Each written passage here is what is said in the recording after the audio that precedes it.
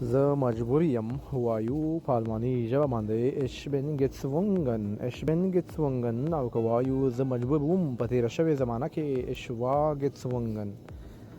ich bin مطلب اوسنۍ زمانه ده، ich war مطلب تېره شوې زمانه ده. ich war gezwungen او په الماني ژبه باندې څنګه وایو؟ زه ډارېږم. دا جمله په الماني ژبه باندې تاسو په کمنټ کې ولیکئ.